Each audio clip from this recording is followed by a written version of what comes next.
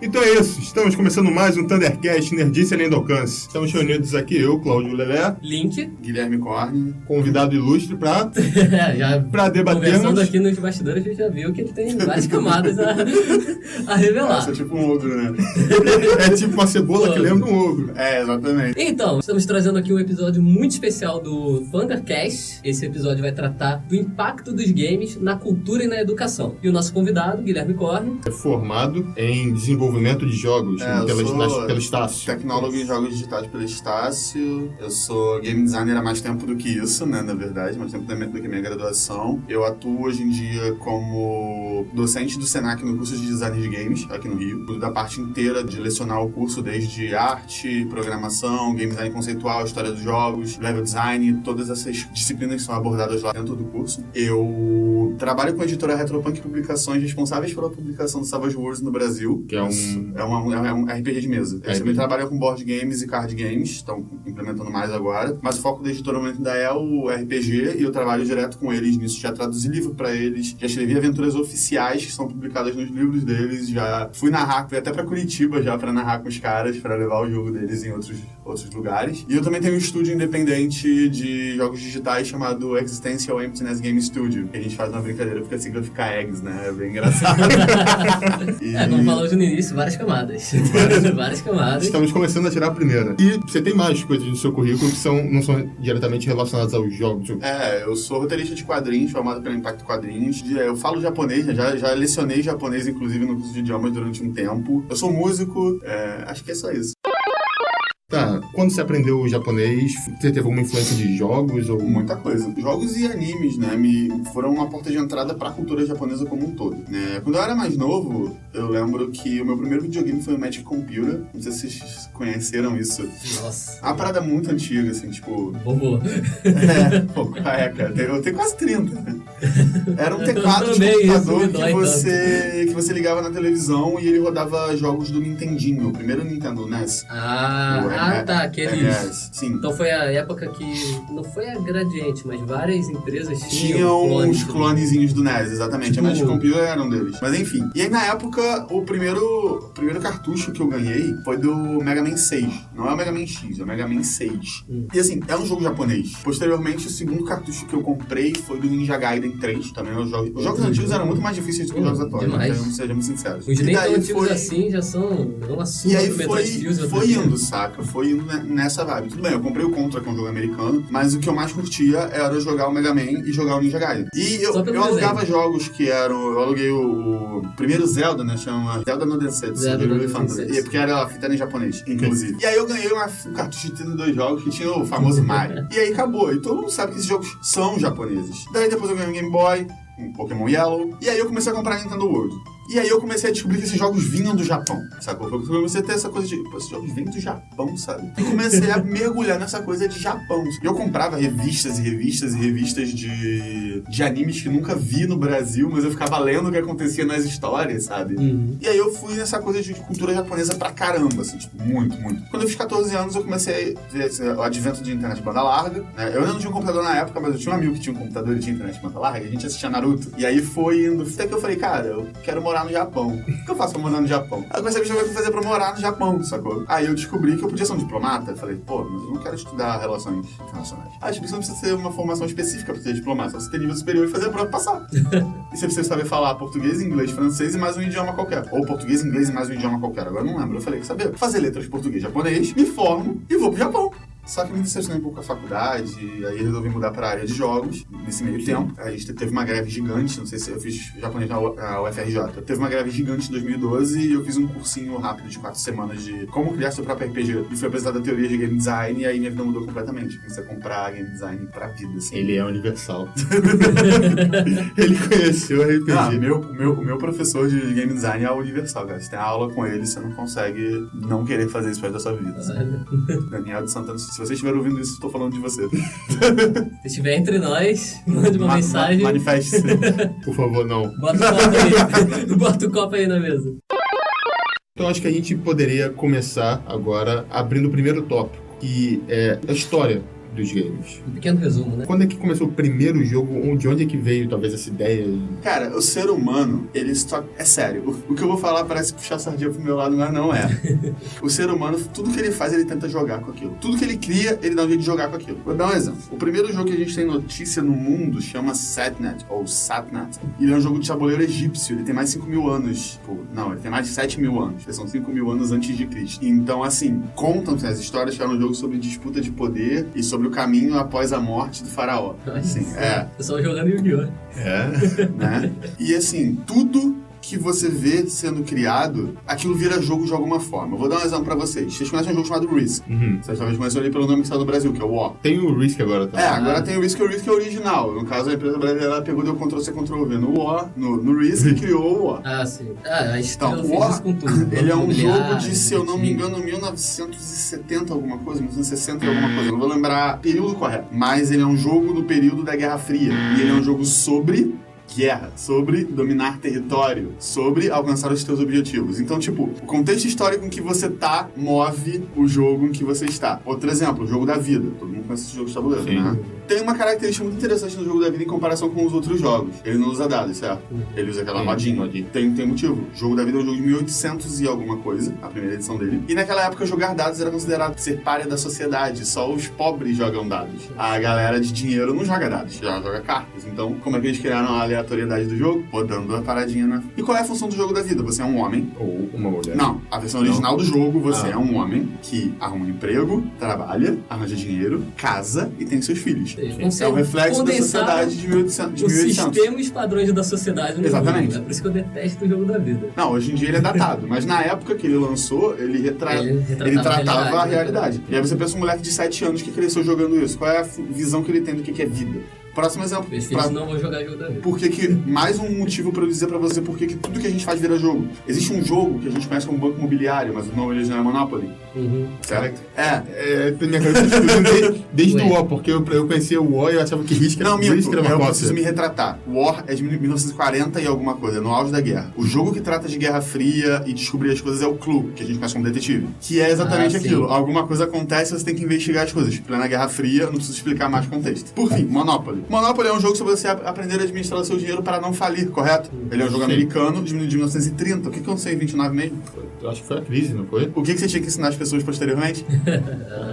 Administrar. Exatamente. Aí a gente vai pro digital. A primeira vez que um jogo foi feito, ele era um jogo chamado, se eu não me engano, posso estar enganado tipo, em questões de datas e nomenclaturas corretinhas, mas o Tennis for Two. Ele era jogado numa tela de radar, em 1960 alguma coisa, 1950 alguma coisa. Era uma tela de radar que ficava passando e você conseguia ver aquela bolinha rodando de um lado pro outro. Isso foi criado, o primeiro jogo do mundo foi criado, o primeiro jogo digital do mundo foi criado para ilustrar a potência de um computador. É um computador que ocupava uma sala inteira e resultava numa tela de 6 polegadas, circular, que só exibia pontos de luz. Já vi fotos desse.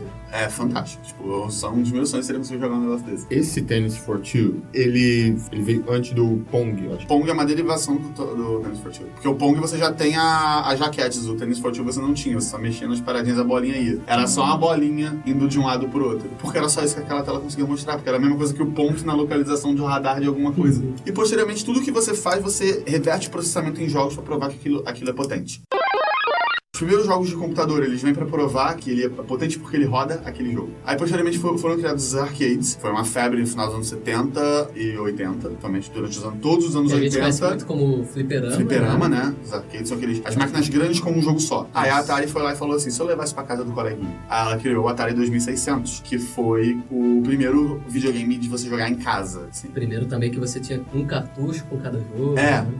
Se eu não me engano, talvez o Odyssey tenha vindo antes do Atari pra ser jogado em casa. Mas um dos dois foi o primeiro, acredito. Mas o Atari foi o mais famoso, né? Ele é considerado o pai da indústria. Eu posso estar errado, mas eu acho que foi a partir dessa decisão da Atari de colocar um arcade em casa que gerou Hoje em dia, mais lenda urbana do jogar videogame, muito tempo estraga a televisão. Então, que eu acho que... na época estragava mesmo. Sim, na época estragava. Só que várias pessoas continuam com esse pensamento hoje em dia. Não, hoje em dia não mais, a tecnologia... Eu acho que era porque a televisão era de tubo. Senhora sua avó que está aí nos ouvindo.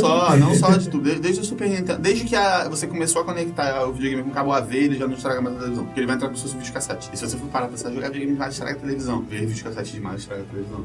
O problema do videogame é que as cores eram muito saturadas na época e você não conseguia trabalhar elas melhor. E aí você acabava ferrando com tubos de imagem mesmo.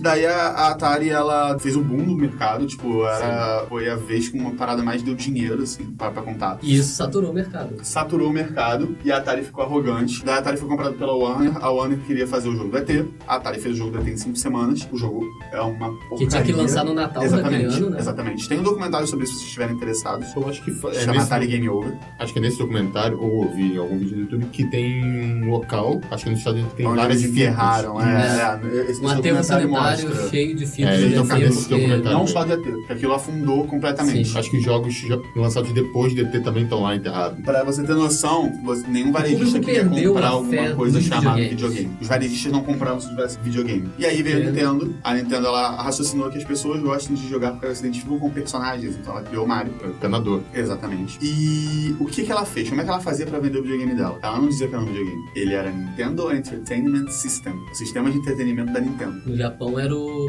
Famicom. Family Computer. Exatamente. Computador da família. Exatamente. E foi graças a isso que eles começaram a trazer o mercado pra onde ele tá hoje. Se não fosse a Nintendo inventar o Mario, a gente não tinha jogos hoje em dia. O que aconteceu lá na Atari é que saturou por quê? Porque os jogos estavam muito repetitivos, sem imaginação, e era só pra vender. Era qualquer coisa, qualquer produto, bota aí na prateleira que vende. Era muito do mesmo. Sim. É o que acontece com qualquer coisa que faz um boom, um sucesso. Todo mundo começa a fazer igual, a copiar e satura, fica sem graça. Passou a febre dos videogames, o mercado entrou em declínio, a Nintendo inovou justamente com isso. Sim. Identificação com o protagonista, um potencial gráfico mais potente em relação à Atari, sim. mais cores, você tinha mais detalhes. Cara, eu lembro que eu vi um personagem documentário uma não vez. dava pra fazer no Atari. Eu vi um documentário uma vez, eu acho que era o Videogame The Movie, que eles falam que, cara, a coisa que mais podia a minha cabeça foi eu andar e bater num bloco invisível. Sabe? Realmente. Você bater num bloco que não tava ali. Nada que você vai ver hoje. Cara, desde da Nintendo vindo aí teve o nascimento da SEGA, que eu não vou saber entrar em mais detalhes sobre a SEGA, porque ela entrou como uma rival da Nintendo. Aí a Nintendo fez uma parceria com a Sony. Em algum momento a Nintendo desfez a parceria com a Sony ficou puta e falou, vou lançar meu próprio console. A ideia era fazer o Nintendo PlayStation. Seria um acessório pro Super Nintendo. Isso aí a gente já pulou alguns anos, já estamos nos anos 90. Que leria CDs pra rodar os jogos. Só que ela desfez essa parceria. Né? E acho que foi o maior erro que a Nintendo já fez até hoje. Com certeza. Aí a Sony resolveu entrar no mercado de jogos pra desbancar a Nintendo. Tanto que os primeiros marketings do Crash era ele parado em frente ao prédio da Nintendo falando: Ei, Mario!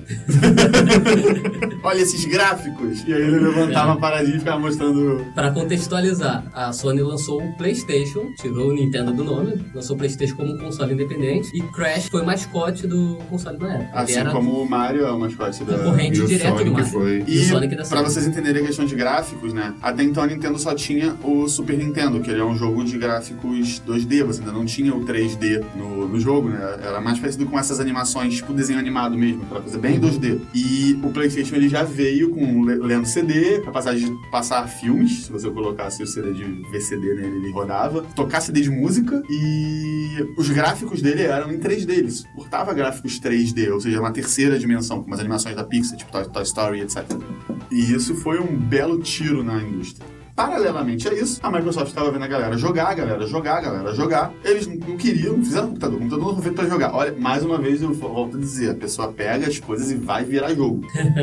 Tá? O computador não foi feito pra jogar. As pessoas começaram a jogar. Aí o que a Microsoft foi lá e fez? Tá bom, vamos inventar o DirectX para fazer as pessoas poderem jogar. Um belo dia, um desenvolvedor... Contextualiza mais pra gente o que é o DirectX. DirectX, ele é uma aplicação dentro do Windows que faz ele processar gráficos melhor, em tempo real, para que você possa rodar os jogos. Hoje em dia eu acho que todos os computadores já vêm com isso. Todos os computadores já vêm com o DirectX, né? Acho que está no 11, mais ou menos, 12, 13, 14, por aí. Eu parei de contar depois do 9.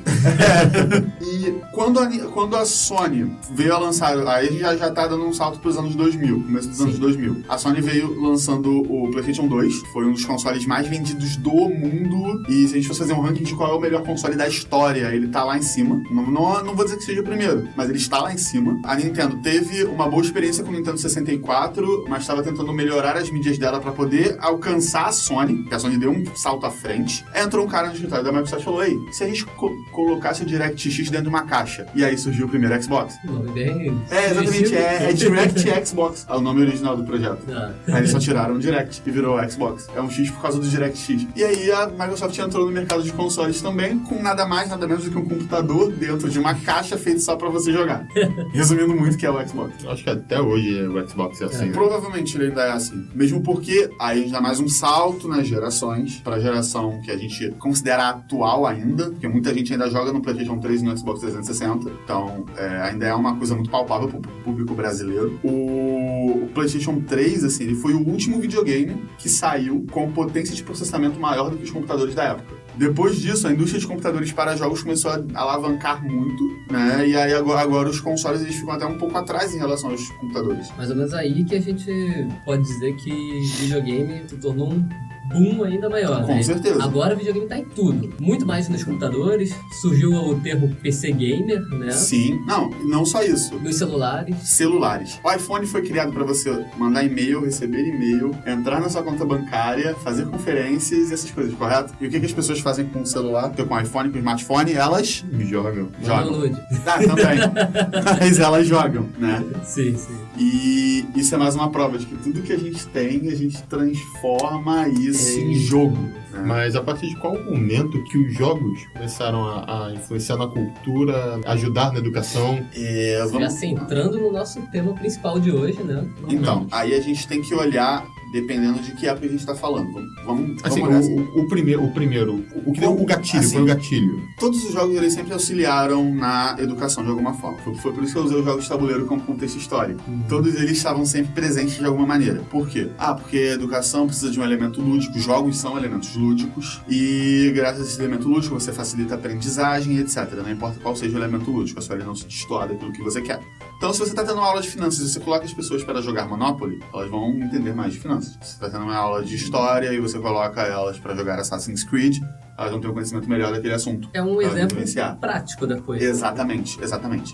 E assim, quando eles começaram a influenciar diretamente, a gente vai ter que olhar isso de escopo de pessoas, né? No começo, quando os jogos voltaram à moda, quando a Nintendo trouxe de volta à moda, eles não explodiram como eles tinham explodido com a Atari antes. O público geral não comprava mais jogos. Isso ficou segregado, né, entre muitas aspas, pra galera que gostava de quadrinho, pra galera que gostava de RPGs, etc. Pra galera que a gente chama de nerd, né? Nerd, geek. A nossa galerinha. É isso. Hoje em dia tá mais na moda, todo mundo quer ser nerd, todo mundo quer ser geek. Mas naquela época era só... Não, era só tiro, porra de bomba em cima da gente. Quem nunca teve um quadrinho rasgado na escola não sabe o que é sofrer. Eu não sei o que é sofrer. Pô, então, fico feliz por você. Eu fico triste por você ter passado por isso. É passado.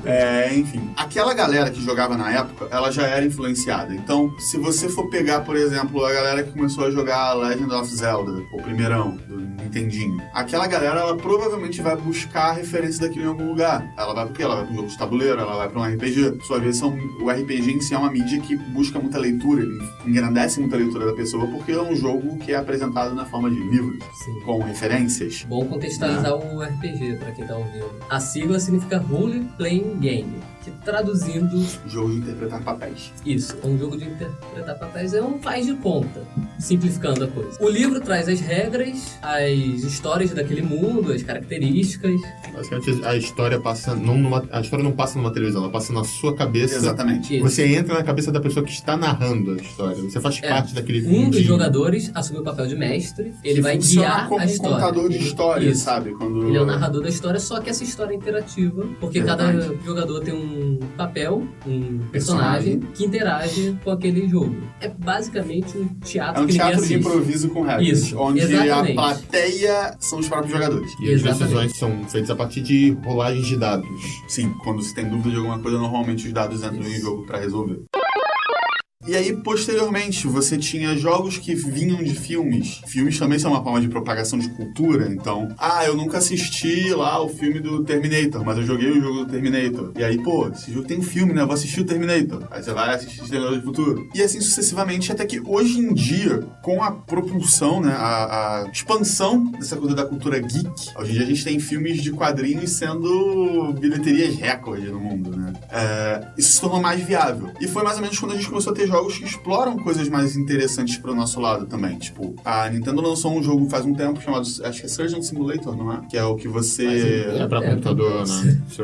Acho que é pra Wii também. Não tem um pra Wii que você opera o carinho? No Wii nós temos o Trauma Center. No Wii e no Nintendo DS.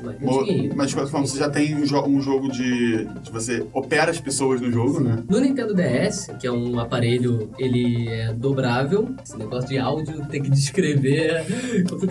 Imagine um livro, você abre ele e segura de lado. Pronto. Isso é o DS. Cada uma das abas do livro tem uma tela. A de cima é normal, pra você jogar normalmente. A de baixo é sensível ao toque. E nesse console surgiram muitos simuladores. Foi Trauma Center, que é simulador de operações de médico. Cooking Mama, que é um simulador já não tão realista como o Trauma Center, mas é um simulador de cozinha. Porque com a telinha de toque você podia fazer várias coisas. Surgiu também do Phoenix Wright, que é um simulador de advocacia. Sim. Sensacional, a história muito boa e toda uma pegada mesmo de você ter que provar, encontrar contradição no testemunho da testemunha, perdão da redundância, e apresentar as provas que comprovam aquela contradição. Só abrindo um parênteses, voltando um pouquinho, você disse que as empresas faziam jogos de filmes. Sim. Hoje em dia, o cinema faz filmes de jogos. Exatamente. Parece que o jogo virou, né? O jogo, olha. Essa não foi. Tá vendo?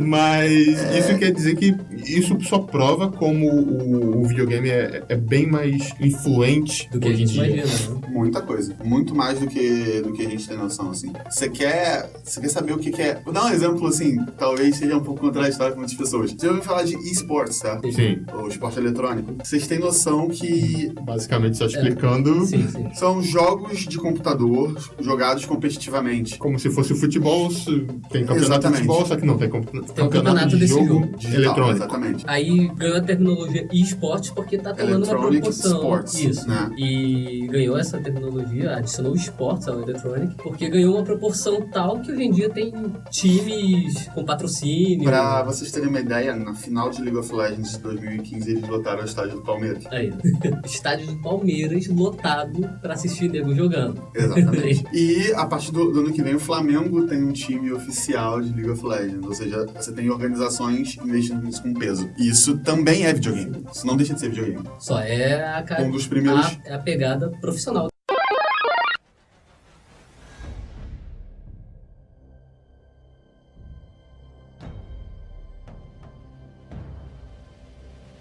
Cultura. Para a gente poder entrar nesse tema, a gente tem que definir primeiro o que é cultura. Tem várias definições de cultura, né? No dicionário, cultura é um conjunto de hábitos sociais e religiosos das manifestações intelectuais e artísticas que caracterizam uma sociedade. E a gente vai, então, tentar trabalhar em cima disso. Beleza. Qual é a primeira definição que o dicionário dá? Que é um conjunto de hábitos sociais e religiosos das manifestações intelectuais e artísticas que caracterizam uma sociedade. No começo da gente, quando a gente começou com essa conversa, eles falaram, não, vamos contextualizar, obrigado. Vamos contextualizar o que a gente tá falando para que a pessoa de casa que não faz parte disso, que não conheça isso, possa entender do que a gente tá dizendo, beleza? Certo. Isso é um hábito social. Sim. Ponto. Eu posso começar definindo meu argumento só aqui. Por quê? Se a gente tem vocabulário específico, a gente se entende através desse mesmo vocabulário, a gente tem uma cultura. Uma cultura própria, né? Exatamente. Assim, é quase impossível no Brasil você conhecer alguém que não conheça futebol. Mas se você for perguntar para um americano médio o que é um escanteio, o cara não sabe. Mas é parte da nossa cultura, porque nós somos o país do futebol, saber o que é. Ou seja, se você tem um vocabulário próprio, que carrega uma carga de comunicação atrelada a ele, uma conotação específica atrelada a ele, que outras pessoas fora desse meio não entendam, isso é uma manifestação cultural. Em certo nível, isso é uma manifestação cultural. Exato. Manifestação social também pode ser considerado agregar pessoas, correto? Uhum. Então, Então, se a gente olha pra Comic Con, a Comic Con é uma manifestação cultural da cultura de quadrinhos e filmes. Sim. Comic Con é uma convenção, contextualizando aqui, como ele... Contextuando. Né? Contextuando para vocês aí, pra doer. Contextualizando pra vocês. Contextualizando pra vocês. É uma convenção, começou como uma convenção de quadrinhos, mas hoje em dia ela engloba tudo. Videogame, filme, os quadrinhos ainda, RPG, jogos de tabuleiro, board games voltados mais para o público nerd, tudo isso. Então, a Comic Con, ela é uma manifestação cultural da cultura de quadrinhos, correto? Correto. Sim. Se eu for olhar assim, há pouco tempo a gente teve o Brasil Game Show, que lotou algum lugar de São Paulo, que eu não vou lembrar foi para onde foi feito, mas você teve presença, inclusive, de game designers estrangeiros.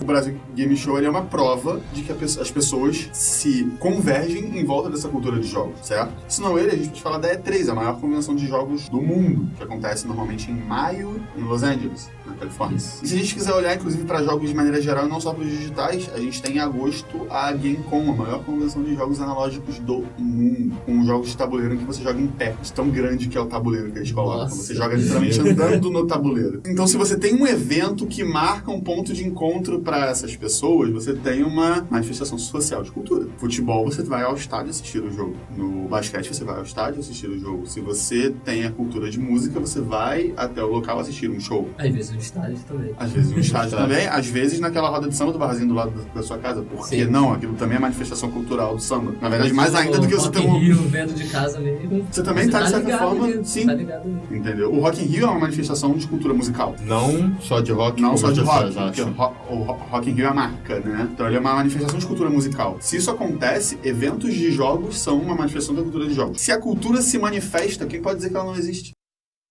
Um tempo atrás, provavelmente deve acontecer ainda hoje em dia, mas algum tempo atrás teve a Marta Suplicy com... Ih, faz um tempo. Faz um tempo. Falei, um tempo atrás. E a polêmica essa eu lembro bem. A polêmica com Vale Cultura. Que não servia pra comprar videogame. Era um valezinho distribuído para os cidadãos de São Paulo. Não lembro direito os pré-requisitos para ter. Mas era um vale, acho que de R$50, que te permitia comprar, como ela mesma falou, tudo. Até revista de fofoca. Ela usou exatamente esses termos. Livro, revista de fofoca, filme, DVD... Blu-ray não, que é mais caro que R$50, mas essas coisas todas. Mas não contemplava videogames. Eu lembro da polêmica. Isso deu um rebuliço E na eu internet. consigo entender por quê. Existe ainda um problema na civilização brasileira, né? Na nossa visão de sociedade, que a gente associa a jogo de azar. Tenho certeza, você joga Magic. Magic é um card game, ou seja, é um jogo de cartas onde você derrota o seu amiguinho. Só isso. O jogo é só isso. Contextuando aí pra gente. O jogo é só isso. Mas eu tenho certeza que quando você começou a jogar Magic, alguém na sua vida já te perguntou que se você jogava isso é dinheiro. Passei por isso com Yu-Gi-Oh! Eu passei por isso. Apesar de Magic ser mais... Eu passei por isso com Yu-Gi-Oh! Eu lembro quando eu comecei a jogar Magic, eu não podia comprar as cartas que minha mãe achava que eu estava apostando meu dinheiro nessas cartas, sabe? Quando era... Minha mãe não, perdão, minha avó. Minha mãe sempre fez boa. Então, assim, quando as pessoas falam jogos no Brasil, elas pensam em jogos de azar. A gente não tem essa separação muito delineada na cabeça das pessoas, principalmente das pessoas mais antigas. A gente não tem essa separação legalmente. Exatamente. Os jogos são taxados. Porque eles são taxados como jogos de azar. Coisa de 60%, 80%. Dói a carteira. É por isso que nossos jogos são tão caros. Nós de imposto. 60%, 80% daquilo é imposto. Eles não visualizam que os jogos que a gente fala, eles não são jogos de azar. Não são jogos que valem dinheiro. Não são jogos para as pessoas perderem a casa jogando. São jogos diferentes. Eles são jogos que existem para propagar experiências, né? A verdade é essa. Jogos existem para propagar experiência. Inclusive, a gente trata de game design desse jeito. Quando a gente projeta um jogo, a gente projeta a experiência daquele jogo. O jogo é um caminho para ela. A experiência é o que eu busco num jogo. Por isso que eu jogo tudo quanto é tipo de gênero. São experiências diferentes. Exatamente. Sim. E até jogos do mesmo gênero te provocam experiências diferentes. E assim, as pessoas não conseguem perceber essa diferença. O jogo que a gente joga, apesar de ser uma mídia inteiramente diferente do cinema, por exemplo, ele deveria ficar na mesma categoria como cultura audiovisual. Na verdade, se você entendeu? pensar, é até um pouco parecido com o cinema. Só que é você que tá atuando. Assim, olhando de fora é muito parecido. Sim, Olhando de fora, é um filme interativo. Sim, a Mas gente tá tentando contextualizar aqui. Contextuar. Pra ficar tudo mais fácil pra ser visualizado. Até porque eu creio que muita gente que vai escutar isso não tem essa mesma noção. Sim. Na verdade, existe uma grande briga dentro da indústria porque a gente não quer que seja um filme interativo. E a experiência ela não precisa ser passada pela narrativa, também é passada pela mecânica do jogo. Mas isso aí é outro dia a gente conversa sobre isso com mais calma. Mas enfim, o problema de jogos como manifestação não serem vistos como manifestação de cultura é justamente por causa dessa cultura de jogos de azar. Uma barreira muito grande. E a gente sabe muito bem que todas as pessoas que fazem as leis nesse país são antigas e não conseguem enxergar essa separação. Porque eles são, como você disse, mais velhos. Exatamente. Os jogos de cartas, Magic e Yu-Gi-Oh!, eles já estão superando essa barreira. Houve um caso de um deputado, um juiz, que ele aprovou que os card games entrassem na mesma isenção de impostos destinada a livros, porque ele considerou como cultura. Provavelmente ele tem interação com o Magic. Ele argumentou que cada carta trazia, não só na sua arte, mas também textos, pedaços da história do jogo. No caso Magic, além dos efeitos das cartas, traz também realmente pequenas citações, pedaços mesmo da história, tudo isso. Então, ler a carta, interagir com a carta, é entender a história daquele mundo, é interagir com a história daquele mundo. Então, ele considerou como cada carta sendo um pequeno fragmento de literatura. Sim. Então, aprovou a isenção de impostos. Não só isso, é um jogo de estratégia, parecido, não parecido, mas lembra talvez o xadrez ou qualquer coisa do tipo. Mas vamos guardar isso que a gente vai falar de educação e a gente guarda essa parte de estratégia pra depois. Ok. Olha, ele já tem algo guardado ali.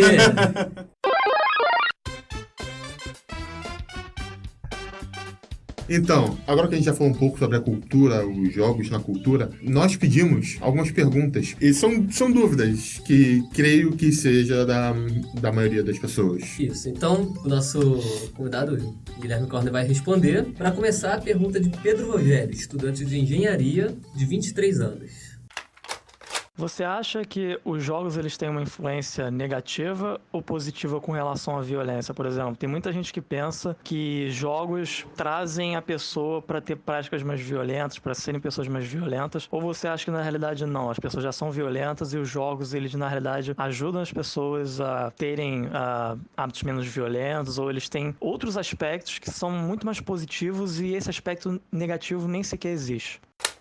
Então, é uma coisa bem neutra mesmo, assim. Se você falar que jogos são violentos e incitam a violência através disso, você também vai ter que falar que assistir filmes como Missão Impossível ou Busca Implacável vai fazer você sair por aí atirando nas pessoas. Ou você também vai ter que falar que assistir, sei lá, Espera de um Milagre vai fazer você confiar sobre o corredor da morte, etc. É muito difícil você olhar e falar, a culpa disso é porque o cara jogava tal coisa. Não, nunca é, sabe? Mas eles não podem ser um catalisador para... Sim, podem. Eu não vou mentir. O jogo pode ser um catalisador para despertar a vontade que você já tem, entendeu? Assim como o filme pode ser um catalisador para despertar uma vontade que você já tem, uma predisposição que você já tem. Não é culpa do jogo, sabe? Não é a culpa dos jogos, é culpa das pessoas. Próxima pergunta é de Alberto Carvalho, de 27 anos, advogado. Você acha que certos jogos, tipo Ragnarok, A Lenda de Zelda, jogos que pegam mitologias, né, em geral, você acha que isso influencia na cultura? Você acha que as pessoas se interessam por essas culturas, por esses elementos e vão pesquisar? E isso influencia? Tu acha que surge alguma coisa que estimula o pessoal a estudar, a pesquisar e tudo mais? Com certeza. Sem a menor dúvida, eu bato meu pé aqui pra falar que sim. Né? E quanto mais, abre aspas, fiel for o jogo, mais margem dá pra você correr atrás, sabe? Eu aprendi muito mais sobre a Renascença jogando Assassin's Creed 2 do que nas minhas aulas de história. Eu aprendi muito mais sobre a Revolução Francesa jogando Assassin's Creed Unity do que nas minhas aulas de história. Eu aprendi muito sobre a mitologia do Japão jogando Nioh. Eu aprendi muito sobre mitologia grega com God of War. E assim sucessivamente, sabe? Mesmo que o jogo distorça aquele elemento para aquilo se parecer com o que os criadores querem mostrar, as bases e as origens estão ali. E é só você ir lá e pesquisar, sabe? O jogo faz com que você queira saber mais. Sim. Se você se interessar no tema... Você viveu naquele universo. Agora vamos à pergunta de Alana Carvalho, 26 anos, estudante de arquitetura. De que forma os videogames podem deixar de ser uma coisa direcionada só para recreação e só para diversão e passar a interferir na vida das pessoas de forma a realmente contribuir para elas na parte da educação e da manutenção de um estilo de vida assim apropriado e na formação profissional delas? Tá, essa pergunta ela tem uns pedaços complicados, né? Uns pedaços complexos. Mas vamos lá. Primeiro, recreação é uma parte importante da nossa vida, sim, porque se a gente não tiver recreação, a gente não sobrevive no mundo que a gente vive. Não dá pra você viver de estudar e trabalhar, tá? Você simplesmente vai chegar uma hora que você vai pirar. E você vai simplesmente estar estafado e você vai passar mal, entendeu? São chamadas crises de estafa, que as pessoas que caem na rua sem motivo aparente. Então, sim, a recreação, ela é um ponto extremamente importante na nossa vida. Nós precisamos dela. Todos os seres vivos precisam. Animais brincam entre si. Por que o ser humano não pode brincar, né? O segundo ponto é, quando é que eles vão deixar de ser só recreação e passar a contribuir no estilo de vida adequado? Não foi isso que ela disse? Eu não sei o que ela considera um estilo de vida apropriado, mas se for ajudar a manutenção da forma física da pessoa que joga, nós já temos jogos com realidade virtual e realidade aumentada que utilizam-se sim do seu corpo como um todo pra você jogar. E eu não tô falando de jogos simples como Just Dance, que é um jogo de você dançar, ou os jogos do Wii Sports da Nintendo. Eu tô falando de jogos que realmente te colocam no mundo do jogo e você usa o seu corpo pra fazer as coisas. Ou se você estiver jogando com óculos no rosto, um jogo de tiro, você não vai se abaixar, você não vai se levantar, você vai fazer isso. Primeiro porque você vai achar que vai tomar um tiro se você não se abaixar. Então vai ser reflexivo. Ela falou também sobre melhorar na formação profissional. Isso já é feito. Vamos lá. Qualquer simulador é um jogo. Ele só não é divertido. Se o piloto aprende a voar com um simulador de voo, ele tá jogando. Não é divertido, mas ele está jogando. Você aprende a dirigir com um simulador na autoescola, você tá jogando. Não é divertido, mas você tá jogando. E assim sucessivamente. Então você já tem jogos, né, se a gente for olhar para o software jogo, sendo usados para parte profissional. E para educação, cara, depende muito do jogo que você joga. Se você estiver jogando por recreação e quiser aprender com isso, depende muito do jogo que você joga. Já citados antes, os jogos da série Assassin's Creed têm uma carga histórica gigantesca. A própria produtora cita que a história é o playground deles. Eles gostam de brincar com a história da humanidade. Isso muito bem. Sim, e fazem recriações fantásticas. Então, se você for olhar a Notre Dame do Assassin's Creed Unity, ela é praticamente idêntica à Notre Dame de verdade. Inclusive, a escala dela é real.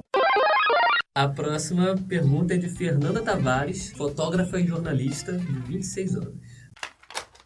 Atualmente, muitas crianças e jovens passam um dia de frente para o videogame. E devido a isso, muitos pais se preocupam, com a educação dos seus filhos. Na sua opinião, o videogame ajuda ou atrapalha? Pelo que eu entendi, a pergunta dela é tipo, as crianças e os adolescentes, né, os jovens, estão se dedicando mais a atenção deles pro videogame do que pra própria escola. Cara, nem ajuda nem atrapalha, entendeu? Ele é uma coisa neutra. Primeiro, cabe aos pais controlar o acesso dos filhos deles a quaisquer que seja a mídia, inclusive ao conteúdo dessa mídia, tá? Ah, meu filho tá jogando um jogo violento, porque você deixou, entendeu? Vale ressaltar que existe a classificação indicativa. Exatamente. Há um tempo atrás, você até podia falar que não tinha visto isso porque os jogos vinham com a classificação indicativa americana, né? Que é aquele T, E for Everyone, T14. Mas hoje em dia os jogos já vêm com a classificação indicativa brasileira. Aquele selinho colorido, verde, vermelho, azul, com o número da idade adequada. Então, assim, os jogos nem atrapalham nem ajudam. Isso é muita responsabilidade do pai. Mas eu já devolvo esse questionamento pra você da seguinte maneira. Se a criança, o jovem, o adolescente, deixa de jogar ou de estudar pra ficar na rua, ele não tá prejudicando a educação dele do mesmo jeito? Ou é só porque é um jogo digital que faz mal? Fica a pergunta pra você. É um preconceito ou é como qualquer outra coisa? Porque, é isso mesmo. O pessoal fica, o videogame faz mal, não sei o quê. Isso é por causa do sensacionalismo da mídia, né? Falta de conhecimento. Sim. E falta das pessoas quererem se responsabilizar pelo que elas fazem, né? Sempre fácil achar a culpa em outro lugar.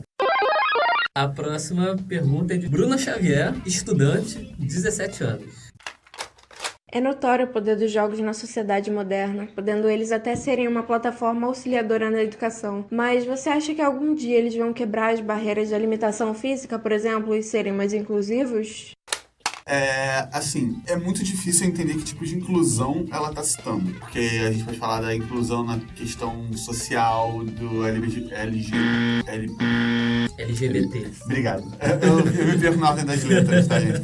LGBTQ+, que antes entra a questão do queer, do trans e etc. Que é uma coisa que nós temos um ranço muito machista na indústria ainda, mas estamos tentando passar por cima. A gente, inclusive, tem um jogo maravilhoso, não é um RPG, não é um jogo digital, tá? Mas é um jogo maravilhoso chamado Monster Hearts, que ele é um jogo que, assim, 2 edições do jogo, né? A primeira edição e a segunda edição, que é mais recente. Quando o autor escreveu, ele era autor na primeira edição e agora é autora na segunda edição. Ele fez toda, e quem acompanhou o desenvolvimento do jogo e estudou, a gente acompanhou toda essa trajetória queer e transitória dele, de gênero masculino pra gênero neutro pra gênero feminino, né? E se a gente vai falando sobre inclusão para deficientes, a coisa fica um pouco mais complicada. É muito difícil porque 99,9% dos consoles tratam as mãos como ferramenta pra você jogar. Acho que todos, até o que não tratam as mãos, né? Tipo, o Kinect, você precisa das mãos pra acessar. Sim, então é muito complicado você pensar em alguém que não tenha, por exemplo, os membros superiores do corpo. Mas de todo o resto tem sido feito esforços. Sim, recentemente, deve ter uns 2 anos, talvez um pouco menos do que isso, a gente tem o Blind Legend, que ele é um jogo para cegos. Ele é um jogo que ele funciona inteiramente através de áudio e ele é feito para que cegos possam jogar jogos digitais. Então, assim, a gente tem a gente tenta, entendeu? Mas ainda assim é uma coisa que tá engatinhando e a gente espera um dia sim a gente vencer a barreira. Aqui e ali a gente vê também alguma coisa. E há alguns jogos até que não são projetados com esse intuito, mas acabam sendo inclusive sem querer, como foi o caso de Hitman Driven Fever. Não, Hitman Heaven Fever, que é um jogo rítmico. Você só precisa apertar os botões no ritmo das músicas. E um garotinho cego, ele mandou uma carta pra Nintendo agradecendo pela existência do jogo, por poder participar do mundo dos jogos. Ele se sentiu incluído por causa do jogo rítmico, que ele, sendo cego, ele podia jogar mesmo assim, usando o som como auxiliar. E o jogo em si não foi projetado pra isso. Por acidente ele acabou incluindo ali e o acontecido pode ter chamado atenção pra esse público. No Just Dance já tem coreografia, pelo menos eu vi uma coreografia sentado, ou seja, é algo inclusivo, não sei se foi intencional ou não, mas já é inclusivo para cadeirantes, né? Poderem jogar o Just Dance em coreografia sentado. É interessante, tá surgindo. Aqui e ali você vê alguma coisa. Eu acho que na questão dos jogos serem mais inclusivos, os jogos digitais estão, obviamente, mais à frente do que os analógicos. Porque é mais fácil você ter um jogo para cego digital. Tem mais... Depende. A gente tem jogos analógicos como o Black Stories que você não precisa enxergar para jogar. Sim, eu tô falando de adaptações, por exemplo. Não tem, eu creio que não tem uma adaptação para deficientes visuais do War, por exemplo. Não. Você precisa ler a carta, você precisa saber o seu objetivo. Sim. Mas enfim, o que importa é que as iniciativas existem e a gente está tentando. Ainda temos um longo caminho pela frente, mas a gente está tentando. Conforme a tecnologia foi evoluindo, né? A gente espera que a gente também consiga evoluir com isso. Então vamos à próxima questão. Daiane Lara, youtuber, 23 anos. Você acha que os videogames podem realmente influenciar na personalidade e modo de vida dos jovens e adolescentes?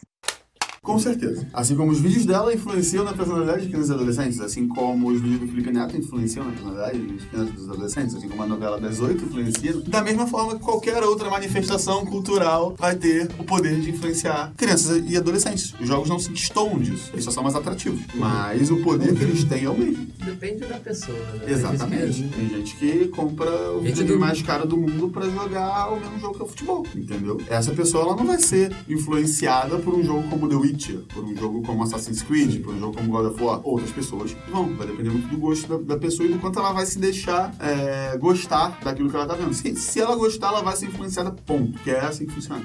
Bom, então as perguntas respondidas, vamos... Voltaram ao nosso... A nossa programação normal. Voltaram ao assunto.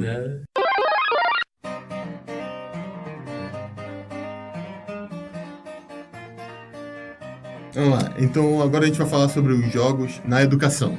Nós temos jogos feitos especificamente para aprendizado, né? Uhum. E alguns jogos também não são feitos para isso, não tem essa finalidade. Eles acabam auxiliando, mesmo que indiretamente. É muito difícil a gente olhar para um jogo que as pessoas chamam de educativo, né? Vamos usar o termo educacional, que eu acho que fica melhor, né? Os jogos educacionais, porque normalmente eles perdem um dos elementos mais importantes do que faz um jogo ser um jogo. Eles não são divertidos. Aí você ouve vários educadores falarem assim: esses jogos educativos não funcionam. Não, esse negócio não funciona, isso não funciona. Vou gastar dinheiro para levar isso para meus alunos, esse jogo não funciona, ninguém aprende nada com isso. É claro que ninguém vai aprender nada, porque ninguém quer jogar uma coisa que não seja divertida, certo? Certo, certeza. Então, jogos educacionais não funcionam por isso, ponto. Como é que funcionaria então, né, né, jogos para educação. Um game designer muito famoso chamado Ralph Koster, ele escreveu um livro chamado A Theory of Fun for Game Design, ou em bom português, né, o livro ele não tem traduzido, mas em bom português seria A Teoria da Diversão para Game Design. E na definição dele de jogo, ele fala que o jogo é uma capacidade de, vamos dizer que jogar seja resolver padrões, né? O jogo ele apresenta padrões ao jogador e o jogador resolve isso. Quando o jogador passa a identificar todos os padrões do jogo, o jogo deixa de ser divertido e ele vai querer fazer outra coisa. E graças a essa coisa de aprender a perceber e resolver problemas impostos por padrões, ele defende que todos os jogos, sem exceção, são educativos. Por quê? Porque todos os jogos ensinam alguma coisa. Nem que seja melhorar a capacidade do jogador em resolver problemas.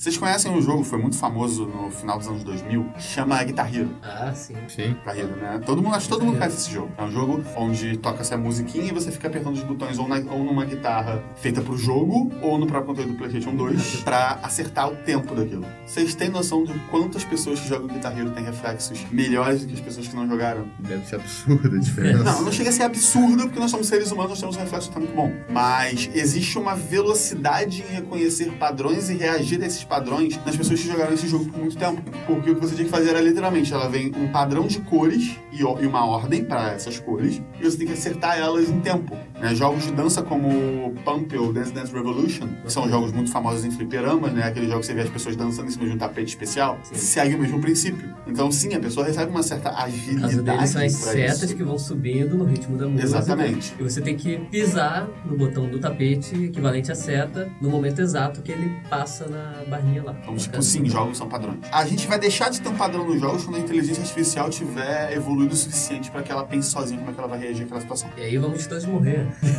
Né? E ainda assim, Matrix, que aí você vai simplesmente Skynet. dar uma inteligência artificial para aquele personagem e soltar ele no negócio e ele vai agir contra o jogador da maneira que ele quiser. Você tinha comentado em off sobre decisões que você toma em jogos e que o cenário reage às suas decisões. Ah, sim, quando a gente estava, antes de começar a gravar, a gente estava falando sobre design, que é a minha especialidade dentro do game design, né? Aquilo que eu me especializei estudando, continuo estudando até hoje, é o design de narrativa, que é você delinear os caminhos pelos quais a história vai prosseguir e de que maneiras a história vai prosseguir. O Shadow of Mordor, ele tem um sistema que é chamado de sistema Nemesis, que funciona mais ou menos assim. Você tá enfrentando um orczinho normal, daí o orczinho normal te mata, aí você não morre. Por causa da história do jogo. Por causa da história do jogo você não morre, né? É porque você é um espírito de um elfo preso no corpo humano, aí quando você morre... De um humano morto. No corpo de um humano morto. Quando você morre, o espírito do elfo vai embora e depois ele volta pra aquele corpo e você retorna às suas atividades. Tudo normal pra quê? Né? A não ser com a pessoa que te matou. Porque aquele orquezinho, porque ele te matou, ele agora é um capitão. E aí ele tá mais forte. E se você for lá e matar ele, e ele te matar de novo, ele vai virar um general. Então... E o mundo vai reagindo ao que acontece com você. Não só suas decisões, mas também seus infortúnios. Não, no The Witcher isso acontece também. Se você tomar certas decisões que às vezes são involuntárias, o mundo reage a você. Entendeu? Às vezes você nem percebe isso. E isso ensina. E aí eu volto, puxo isso pra servir também de argumento. Tudo isso que eu falei pra servir também de argumento. Por que todos os jogos são educativos? Porque você tem que aprender a lidar com as consequências dos seus atos. Você tem que aprender a resolver problemas, os famosos puzzles. Muitos jogos trabalham com enigmas secundários, às vezes entremeados na própria narrativa. Assassin's Creed é um jogo que faz isso maravilhosamente bem. Quando você joga Assassin's Creed Unity, por exemplo, se você quiser achar pedaços específicos de resolver os enigmas, você tem literalmente que ler sobre as localidades de Paris na database do jogo, para que você possa ir lá e achar o que você está procurando. No Origins também é a mesma coisa. Ele vai te dar um enigma que você precisa conhecer o mundo ao seu redor para poder achar ele. E já que a gente parou no Origins, vou aproveitar aqui e vou trazer uma matéria do G1 que fala sobre o papel do Origins como ferramenta educativa. Ó, a manchete já é assim: Assassin's Creed Origins quer levar mais liberdade e conhecimento para jogadores, diz produtor. Novos sistemas de missões e de combates, além de modo de exploração que ensina sobre o Egito Antigo, são grandes novidades, segundo o produtor Bruno Gary. Na citação dele, ele diz: desde o princípio percebemos que alguns professores usavam nossos jogos para ensinar história. Com a chegada do 10º aniversário da série, era hora de dar um passo adiante e ajudar mais. A matéria fala sobre o Discovery Tour, que é o próprio Assassin's Creed Origins, só que sem um conteúdo narrativo, não há violência e os jogadores podem andar livremente pelo mapa, sem perigo algum. Aqui adicionamos conteúdos específicos como turnês guiadas que ensinam sobre os processos de mumificação, as construções das pirâmides e etc. etc., contou o produtor. Ou seja, o modo de exploração de Origins, ele é um tour pelo Antigo Egito. Sim. É uma simulação do Antigo Egito para você explorar livremente, sem se preocupar com o combate, com a história. É só para você realmente curtir aquele mundo. Meio que sem querer eles já faziam isso, já com os outros assassinos. Sim. Por exemplo, eu não usei esse Discovery Tool, né? Eu não usei o modo de exploração, mas ainda assim eu vi essa parte de mumificação porque eu fiz uma missão dentro do jogo, onde eu inspeciono todos os passos da mumificação. Aí, muito interessante. Entendeu?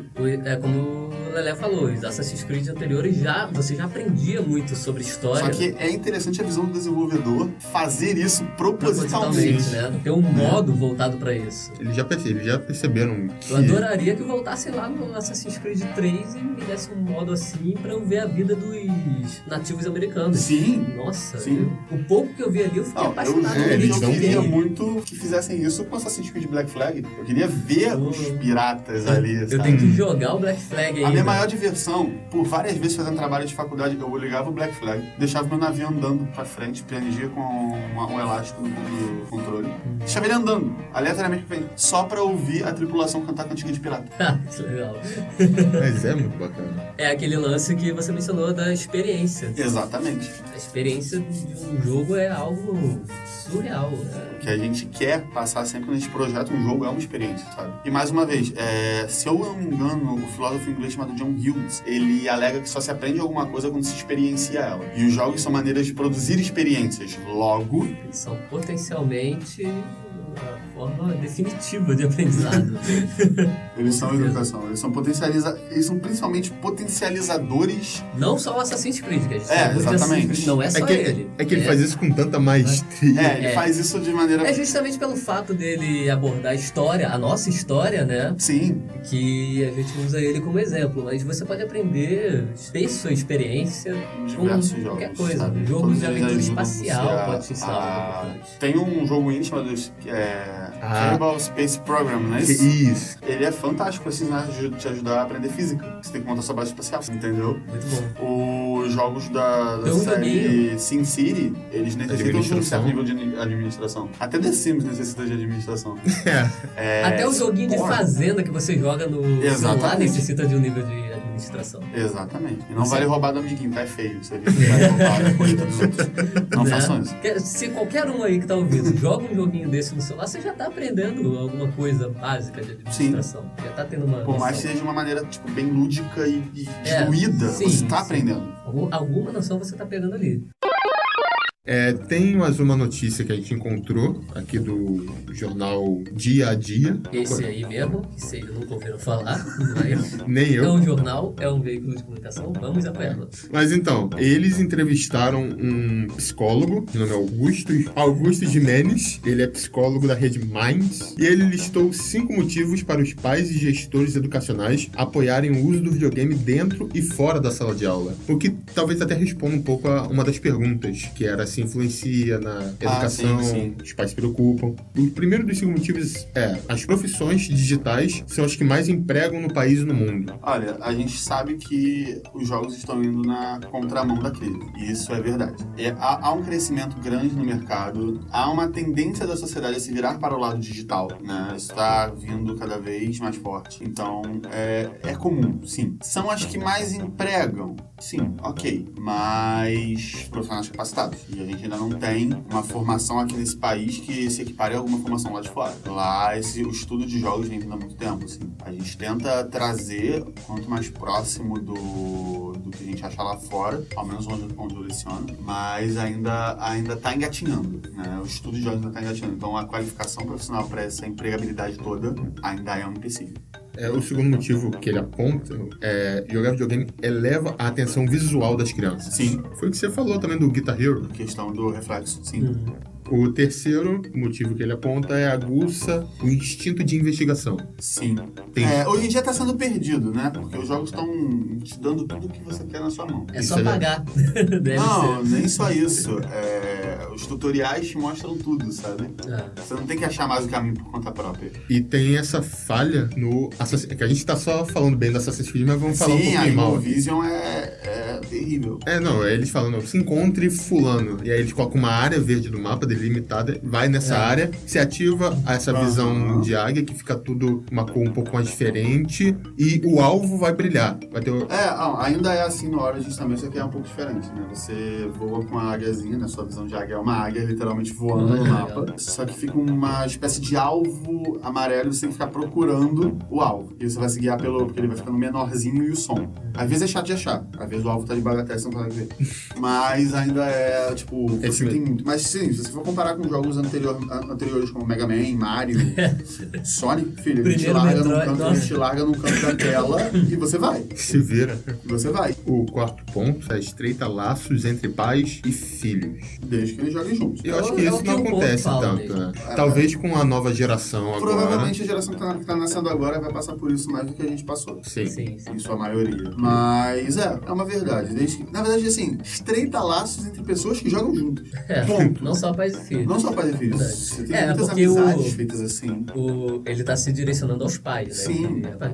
Mas vamos abrir um pouco o leque, porque pra gente poder assumir isso, a gente tem que falar de um pai que já veio de uma geração que jogar era comum e normal. Acho que é mais da nossa geração agora.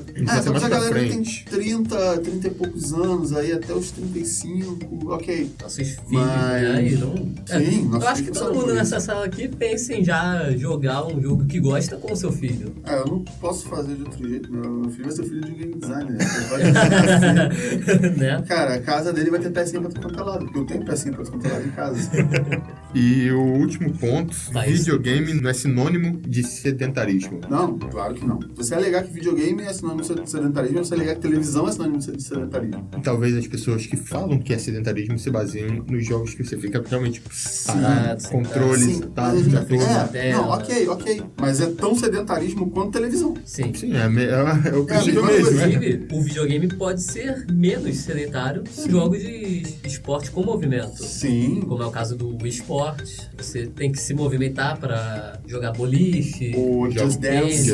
O Just Dance, principalmente, é o corpo inteiro que você tem que movimentar. Os próprios jogos, se a gente for olhar pros arcades, os Pump It Up, Dance Dance Revolution, que já mencionou. Aqueles jogos de bater no saco de pancadas pra fazer pontuação. E não só isso, porque tensão queima caloria. E se você tá jogando um jogo que você fica nervoso, sim. Jogos de terror, aí. Aí, ó, a sua dica blogueirinha da semana. Se você quer economizar, jogue um jogo que te faça cagar nas calças.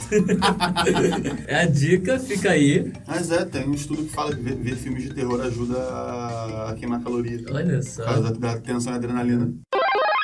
Mas eu acho que acho que a gente conseguiu abordar todo. Então fica respondido, né? Jogos são cultura, estão imersos na nossa cultura. Educação. E, inclusive, a gente ainda, no quesito educação, a gente viu que jogos não só são educação, como todos os jogos são educação a algum nível. Exatamente. Todos os jogos ensinam alguma coisa em algum nível. Bom, então é isso. Acho que a gente já pode finalizar aqui.